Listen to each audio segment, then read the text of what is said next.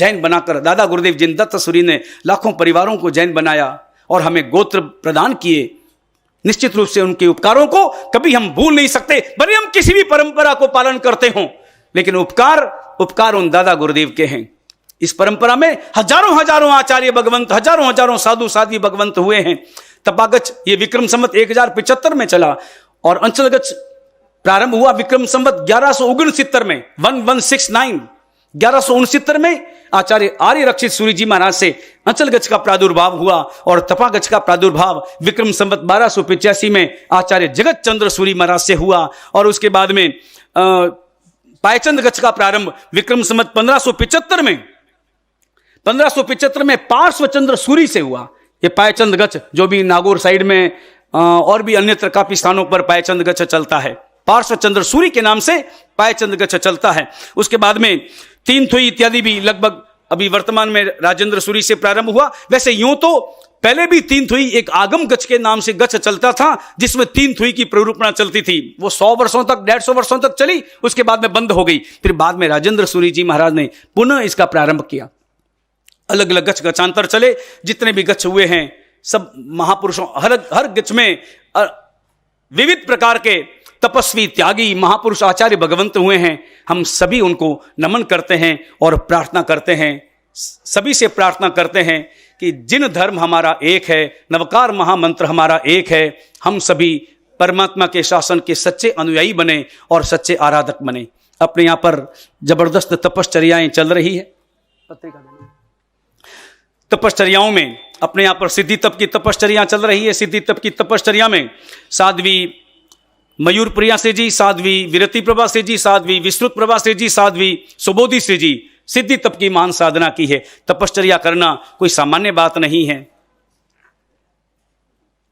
Mask क्षमण की तपश्चर्या, सिद्धि तप की तपश्चर्या में श्रावकों में श्रीमान श्रीपाल जी लुंकर चेन्नई, जय सुंदरी बाई पारक बीकानेर, छोटे बाई पारक बीकानेर, दिव्या आंबड़ चांदवड़, सीमाजी रांका जावद, श्वेताबेन जैन उज्जैन, अस्मिताबेन अहमदाबाद, कमलाबाई मेहता चेन्नई, निर्मला जैन मोकलसर, मानमल जी चोपड़ा कालू जी जिनके आज 33वां उपवास चल रहा है, जेठमल जी संचेती उनके आज मासक क्षमण आज 31वां उनके 32वां उपवास, और कुमारी मैना लूणिया शेरगढ़ निवासी मुमुक्षु उसके आज 30वां उपवास चल रहा है। हम सभी तपस्वियों की भूरी भूरी अनुमोदना और सुखशाता पूछते हैं।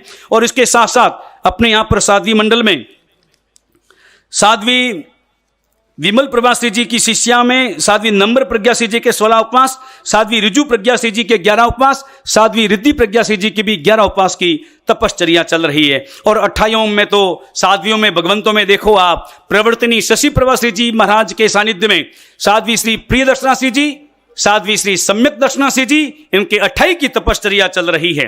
साध्वी तत्व दर्शना श्री जी एवं कनक प्रभा श्री जी इनके 6 8 की तपश्चर्या चल रही है। गणिनी सुलोचना श्री जी के ग्रुप में साध्वी सुलक्षणा श्री जी महाराज, साध्वी प्रिय श्रुतांजना श्री जी महाराज, प्रिय शुभांजना श्री जी, प्रिय श्रेष्ठांजना श्री जी, प्रिय विनयांजना श्री जी, प्रिय मुद्रांजना श्री जी, प्रिय पुण्यांजना श्री जी और प्रिय पूर्वांजना श्री जी और प्रिय श्रेयांजना श्री जी, इनके 28 की तपश्चर्या है। प्रिय कल्पना श्री जी के 5 उपवास, प्रिय स्नेहांजना श्री जी, हितांजना श्री जी के 6 8। बहन महाराज विद्युत प्रभा श्री जी की शिष्याओं में साध्वी नीलांजना श्री जी के 6 8, साध्वी योग रुचि श्री जी के 6 8, नीति प्रज्ञा श्री जी के 6 8, साध्वी निष्ठांजना श्री जी, साध्वी नमन रुचि श्री जी, इन दोनों के 28 की तपश्चर्या है।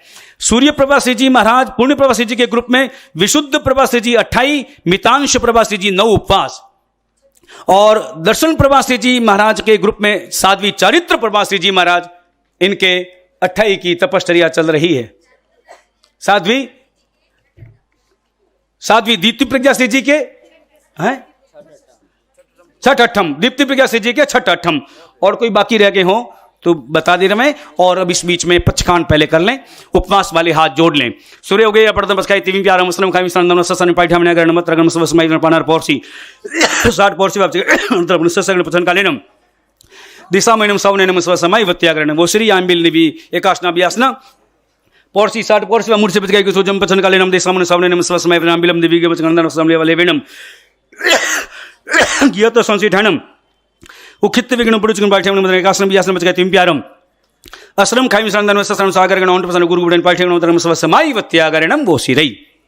अपने यहां पर 64 प्रहरी पोषद 28 के साथ पोषद में कर रहे हैं श्रीमान घेवरचंद जी साहब सेठिया हुबली, श्रीमान राजेश जी कबाड़ तिरपातुर, जो हर वर्ष हमारी निश्रा में पर्युषण की आराधना करते हैं और हर वर्ष 64 प्रहरी पोषद में 28 की तपश्चर्या करते हैं। और पिंटू जी गोलेछा धमतरी निवासी, वो हमेशा मौन के साथ में 28 और हमारे साथी परवादिराज पर्युषण की आराधना और 64 प्रहरी पोषद। पिंटू जी गोलेछा कहां है पिंटू? हाँ, पिंटू जी, राजेश जी, घेवरचंद जी हुबली और नितेश जी कोटड़िया, उनके चेन्नई, उनके भी 28 की तपश्चर्या है। 28 की तपश्चर्या है और पोषद जरूर उन्होंने 52 प्रहर के किए हैं, मतलब एक दिन बाद में वो बैठे। उन सब तपस्वियों की हम भूरी भूरी सुख शाता पूछते हैं, खूब खूब शाता पूछते हैं। और इन सभी तपस्वियों का अभी आप सभी थोड़ी देर के लिए और सभी थोड़ी देर विराजे रहें, उठने की जल्दी न करें। परवादिराज पर्युषण महापर्व है और इस कारण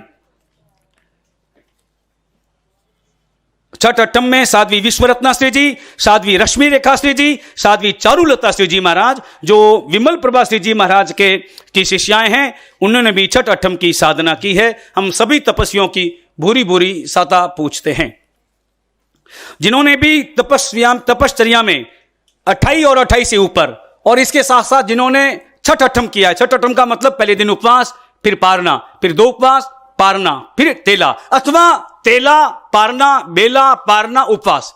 इस प्रकार पर्युषण महापर्व के दिनों में जिन्होंने केवल 2 दिन आहार ग्रहण किया है, 6 दिन की तपश्चर्या की है, वो सब अपने नाम कार्यालय में अवश्यमेव लिखवा दिरावें। 28 से ऊपर की तपश्चर्या प्लस छठ अट्ठम के नाम कार्यालय में अवश्यमेव आप सभी लिखा देवें। क्योंकि कल शाम के बाद में गला इतना जाम हो गया था, बिल्कुल खुलने का नाम नहीं ले रहा था। लेकिन मुझे लगता है सिद्धाचल की पावन भूमि है, परमात्मा की कृपा है, दादा गुरुदेव का असीम आशीर्वाद और गुरु महाराज आचार्य भगवंत श्रीमद जन कांति सागर सुरीश्वर जी महाराजा, उनकी परम कृपा और पूजनीय माताजी महाराज की कृपा और हमारे समस्त साध्वी मंडल, उनकी भावनाएं, श्रावक श्राविकाओं की भावनाएं, आप सबका आशीर्वाद, इस कारण से ही आज थोड़ा बहुत गला मेरा चल पाया। अभी हम बता रहे थे गच्छों का इतिहास। मंदिर मार्ग की गच्छ वर्तमान में 5 गच्छ चलते हैं, यूं तो गच्छ बहुत हैं।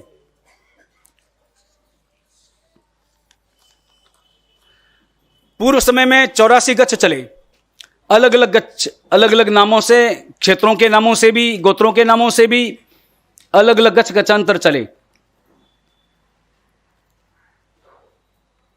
और इस बीच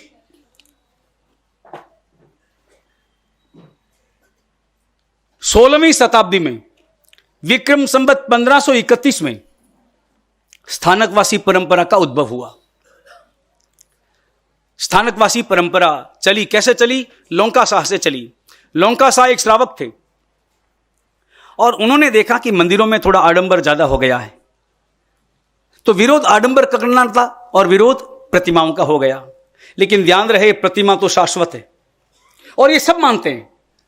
स्थानकवासी 13 पंथियों से भी पूछो कि जब परमात्मा समवस्त्र में विराजमान होते हैं, तो जब समवस्त्र में विराजमान होते हैं तो परमात्मा कौन सी दिशा की ओर अभिमुख होकर विराजमान होते हैं? पूर्व दिशा की ओर। तो बाकी 3 दिशाओं में क्या होता है? बाकी 3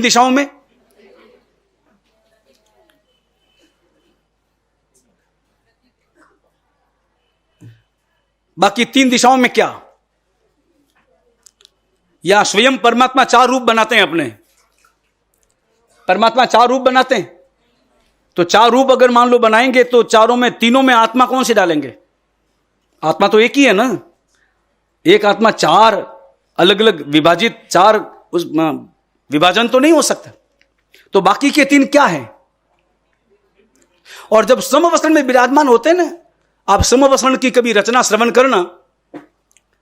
समवस्त्र में 3 दिशाओं में जब विराजमान होते हैं तो दक्षिण दिशा में भी जो बैठे हैं लोग, पूर्व दिशा, जो पश्चिम दिशा में भी और जो उत्तर दिशा में भी जो बैठे हैं लोग, वो सब अपने सामने परमात्मा को ही अनुभव करते हैं, वैसी ही वंदना करते हैं और उन्हें लगता है कि साक्षात परमात्मा हमारे सामने हैं और प्रवचन फरमा रहे हैं।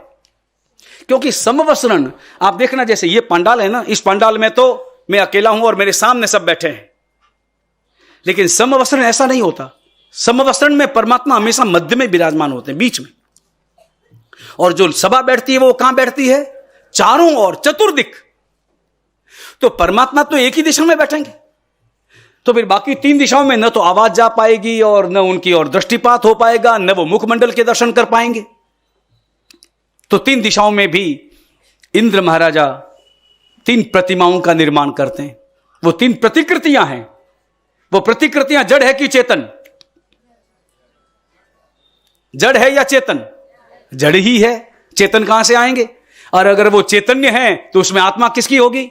और आत्मा अगर किसी और की है तो किसी और की आत्मा को तीर्थंकर के रूप में कैसे विराजमान किया जा सकता है? किसी और की आत्मा को तीर्थंकर के रूप में कैसे? वो जड़ है। तो सब लोग उनको हाथ जोड़ते हैं कि नहीं? तीर्थंकर मानते हैं कि नहीं मानते? तो ये प्रतिमा की रचना तो अनादिकाल की है, अनादिकाल की। तीर्थंकर कब से है? अनादिकाल से। तो जब से तीर्थंकर हैं तब से समवसरण है, और जब से समवसरण है तब से 3 प्रतिमाओं का निर्माण है, और जब से समवसरण में प्रतिमाओं का निर्माण में है तब से ही प्रतिमाओं की रचना है, तब से मंदिरों की रचना है। ये मंदिर भी तो समवसरण का प्रतीक है। लेकिन स्थानकवासी समाज में भी अच्छे अच्छे बड़े त्यागी तपस्वी साधु हुए। लोंका शाह के बाद में उनकी परंपरा थोड़ी चली, लेकिन बाद में उनके जो साधु थे वो लोंका गच्छ के रूप में परिवर्तित हो गए और लोंका गच्छ बन गया। और लोंका गच्छ भी बाद में धीरे धीरे मंदिर मार्गी हो गया। लोंका गच्छ है, आज भी कहीं कहीं लोंका गच्छ के अनुयायी हैं। और लोंका गच्छ के जो अनुयायी हैं वो क्या करते हैं, जैसे अपने यहां पर मंदिर मार्गी साधु जो भी आएंगे ना, वो सबसे पहले गांव में प्रवेश करेंगे तो सबसे पहले कहां जाएंगे? मंदिर दर्शन करेंगे, बाद में उपाश्रय में। लोंका गच्छ के साधु जब आएंगे, अभी तो कोई है नहीं लोंका गच्छ के साधु, श्रावक लोग भले हों, लेकिन वो साधु जब थे तो जाते थे सबसे पहले उपाश्रय में। उपाश्रय में जाकर मंगल पाठ सुनाएंगे, बाद में मंदिर में जाएंगे। लेकिन मंदिर मार्गी बन गए। तो बाद में उनके अनुयायियों में धर्म सिंह जी महाराज हुए, अमर सिंह जी महाराज और धर्मदास जी महाराज। फिर बाद में उन्होंने ये सारा व्यवस्थित रूप से, स्थानकवासी समाज का बड़े त्यागी और तपस्वी थे, उन्होंने व्यवस्थित रूप से प्रारंभ किया और मुख्य वस्त्रिका ये बांधनी प्रारंभ की। हकीकत में तो मुख्य वस्त्रिका जो है इसका उपयोग किया जाना चाहिए। अगर मेरे द्वारा उपयोग नहीं होता है तो इसमें मेरी गलती है। और सच तो यह है कि श्रावक श्राविकाओं को भी अपने हाथों में हमेशा रुमाल रखना चाहिए। और जब साधु संतों के पास में जाओ तब तो रुमाल अवश्य में रखो। जैना भी है इसके साथ और दूसरे कारण भी है, क्योंकि नियम है, जब भी आप बोलते हैं आपके मुख से थूक उछले बिना नहीं रहता। नियम है, स्वभाव है, शरीर है, शरीर का स्वभाव है। चाहे मैं हूं चाहे आप हो, शरीर से थूक उछलेगा ही उछलेगा। और मैंने तो कई बार अनुभव किया है, क्योंकि मैं बैठता हूं और मेरे पास में श्रावक आए और कई श्रावक मेरे कान में कोई बात करना चाहते हैं। अब आप समझ लो कि क्या होता है। वो कान में बात करने के लिए एकदम पास में चले आते हैं, और पास में चले आने के कारण से जब वो बोलते हैं तो बाद में मुझे लगता है कि मेरे चेहरे पर इतना प्यारा, इतना चिकना एकदम से घी कहां से आ गया।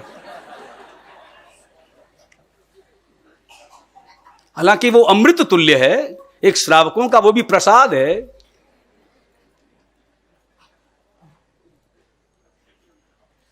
मैं एक बार एक जगह प्रतिष्ठा हो रही थी, और प्रतिष्ठा में मैं ना, ये हकीकत है, ये एक व्यक्ति का अनुभव नहीं है, मेरे साथ ऐसा अनुभव प्राय होता है।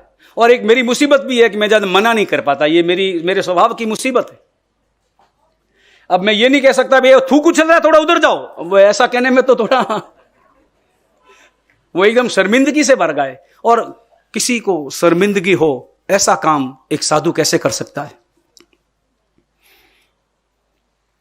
अगर मुझे अपनी साधुता का परिचय है, मैं व्याख्यान में कह सकता हूं, मैं जनरल बोल सकता हूं, हालांकि वो भी मीठी भाषा में, लेकिन किसी व्यक्ति को मैं नहीं बोल सकता,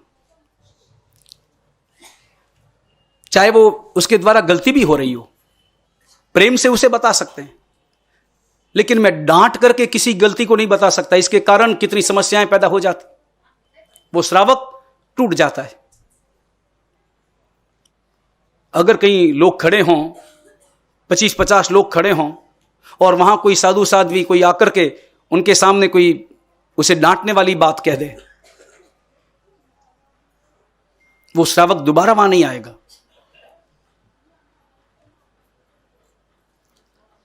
वो धर्म से वंचित हो जाएगा। उसके हृदय में जो अभाव पैदा होगा ना, उसका दोष किसको लगेगा? इसलिए साधु साधियों को तो हमेशा अपनी भाषा में और अपने व्यवहार में बहुत विवेक का परिचय देना चाहिए, बहुत सावधानी बरतनी चाहिए, अपने स्वभाव को मीठा और मधुर बनाने का प्रयास करना चाहिए। मीठा प्रयास, मीठा स्वभाव, माधुर्य, वही उसकी विशिष्टता है, कमजोरी नहीं। मैं किसी को कठोर भाषा में नहीं कहता तो ये मेरी कमजोरी मत समझना, ये मेरा स्वभाव है। कठोर बोलना तो बहुत आसान है, आप अनुभव करना। गुस्सा करना आसान या गुस्से को रोकना आसान? आसान क्या है? गुस्सा करना आसान या गुस्सा नहीं करना आसान? गुस्सा करना ही आसान है, 1 मिनट में आता है। गुस्से में क्या है? तो मैं आसान पूछ रहा हूं, चलो मुश्किल पूछ लेता हूं। मुश्किल क्या है? गुस्सा करना या नहीं करना? नहीं करना मुश्किल है, करना तो बहुत आसान है। और कभी कभी पीना भी पड़ता है। माना कि यहां उचित नहीं है, मगर फिर भी पीना पड़ता है।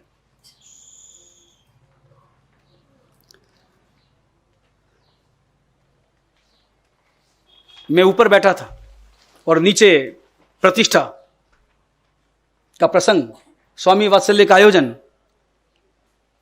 और स्वामी वात्सल्य में लोग भोजन कर रहे थे, परोसगारी हो रही थी।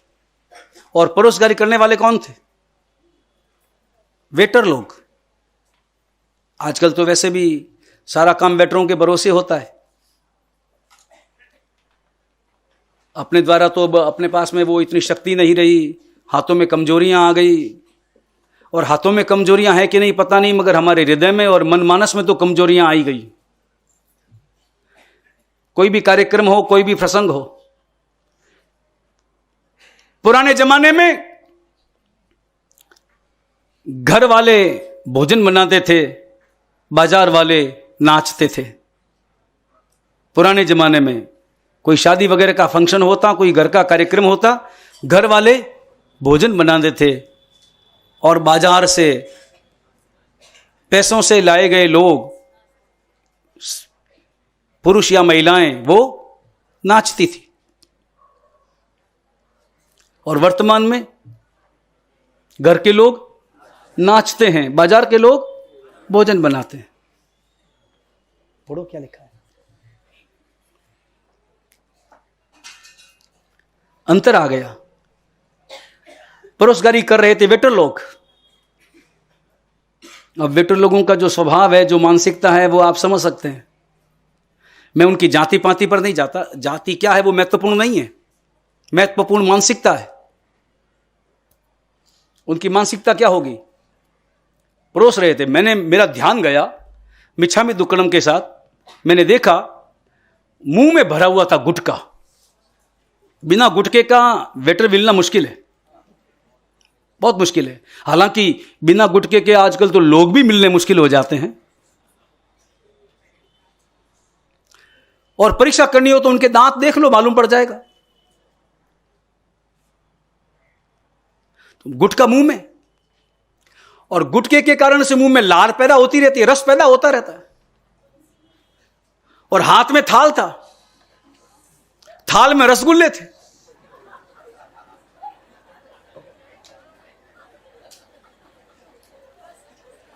और भीड़ भाड़ थी,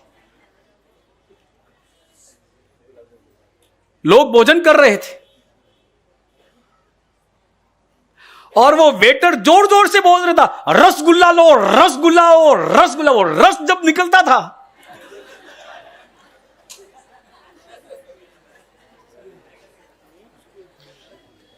तब मालूम पड़ा कि उसका नाम रसगुल्ला क्यों है। यह असली रस कहां से आ रहा है? वो थाली में। अब मैं देखूं, अब मैं मना करूं, क्या करूं, कुछ समझ में नहीं आया। केसर युक्त होता है, केसर युक्त होता है।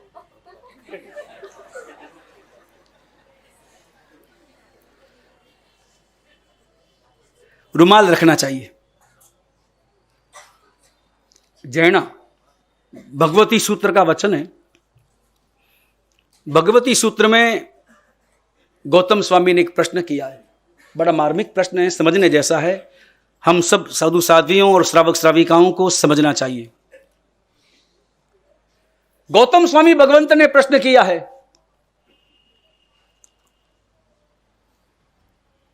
परमात्मा से कि परमात्मन सौदर में इंद्र सावध्य भाषा बोलता है या निर्वध्य भाषा बोलता है?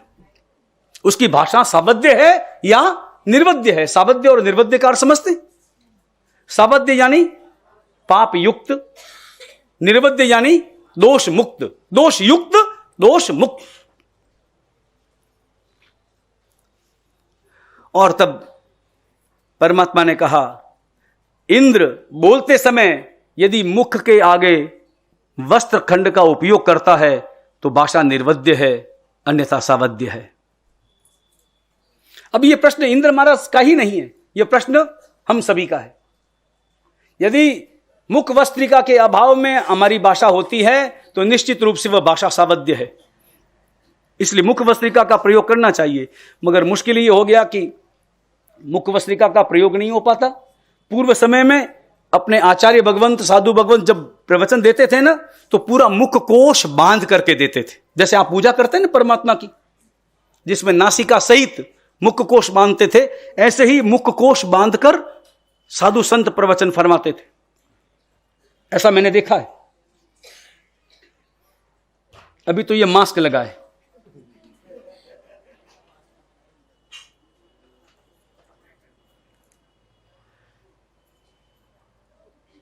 मुख वस्त्रिका का प्रयोग करना चाहिए, मगर उन्होंने देखा कि भी मुख वस्त्रिका का प्रयोग नहीं होता है तो क्या करें? बांध दो। हालांकि बांधने का विधान किसी भी शास्त्र में नहीं है, किसी भी शास्त्र में नहीं है। और लगातार बांधने से थूक निकलता है। थूक तो निकलेगा और थूक कहां जाएगा? उपत्ति में जाएगा। और थूक में जीवोत्पत्ति नहीं है, मगर कफ में जीवोत्पत्ति है। और थूक के साथ में कफ की संभावना है। कफ जो हमारे भीतर में पैदा शरीर है, शरीर का धर्म है, कफ की उसमें साथ साथ में थूक के साथ मिक्स हो सकता है। और जब वो वहां पर लगेगा तो उसमें जीवोत्पत्ति हो सकती है। तो बाद में मुख वस्त्रिका बांधने का रिवाज चला और इस प्रकार विक्रम संवत 1531 में स्थानकवासी मत का प्रारंभ हुआ।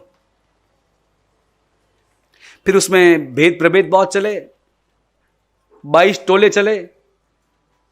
आपने 22 टोले का नाम सुना होगा ना, 22 टोला नाम ही हो गया। 22 टोला यानी 22 ग्रुप, टोला यानी ग्रुप अलग अलग।